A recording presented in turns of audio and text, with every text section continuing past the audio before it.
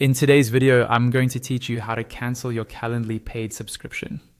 Let's walk through this together step by step so you can make sure you're not charged going forward, while still keeping access to your account and any upcoming events. First, open your browser and go to your Calendly homepage. If you aren't already signed in, log in with your usual details.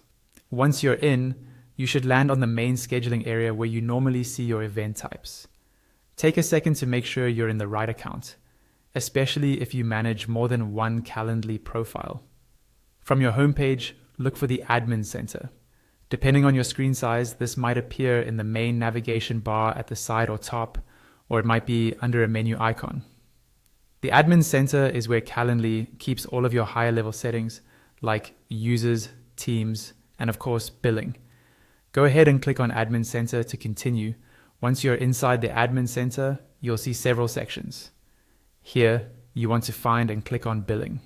This is the area that shows details about your current plan, your billing cycle, your payment method, and any invoices. It might take a moment to load, so just wait until all the information appears clearly on the page.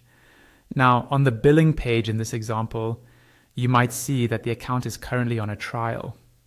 In your case, if you're on a paid plan, you should see an option to cancel your subscription or switch to a free plan.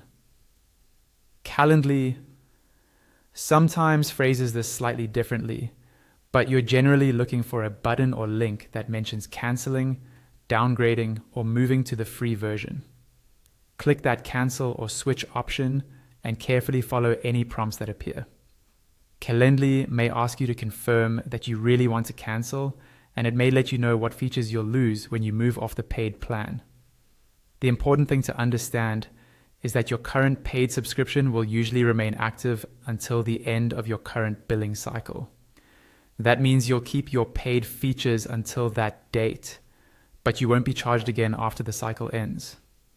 Once you've confirmed the change, double check that your plan now shows as cancelled or set to switch to the free plan at the end of the period.